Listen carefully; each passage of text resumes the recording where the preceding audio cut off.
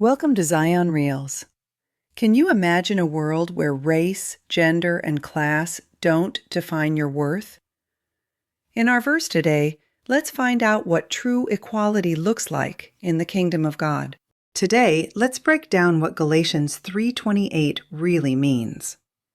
There is neither Jew nor Greek. There is neither slave nor free.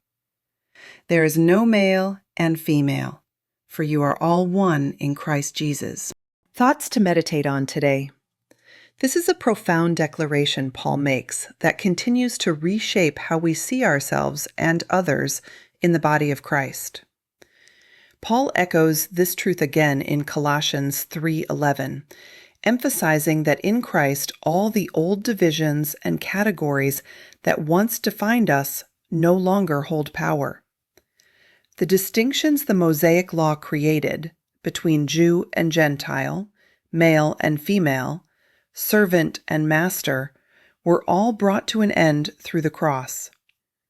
Jesus did not come to erase our individuality, but to unite us in something far greater, His Spirit living in each of us. Some believers in Paul's day were still clinging to Jewish traditions and rituals, believing that following those practices made them holier or closer to God. But Paul boldly corrected that mindset. The law was never meant to be the final code for godly living. It was a temporary tutor, preparing hearts to receive the fullness of salvation in Christ. Once Jesus came, the purpose of the law was fulfilled. Its role as a schoolmaster was over, and the door to grace was thrown open wide for all. Paul's message reminds us that no one stands above another in the kingdom of God.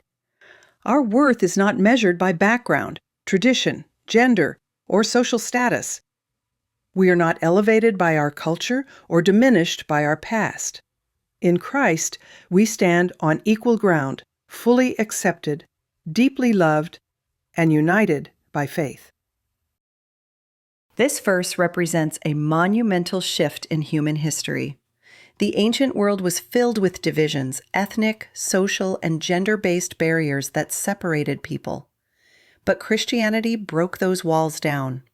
Where the world saw hierarchy, Jesus saw family. Where society saw exclusion, He offered inclusion.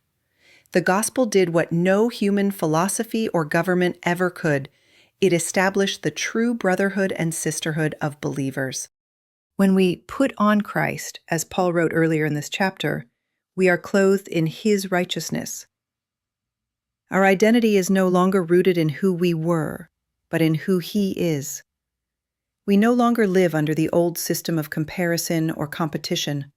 Instead, we walk in unity and equality as sons and daughters of God.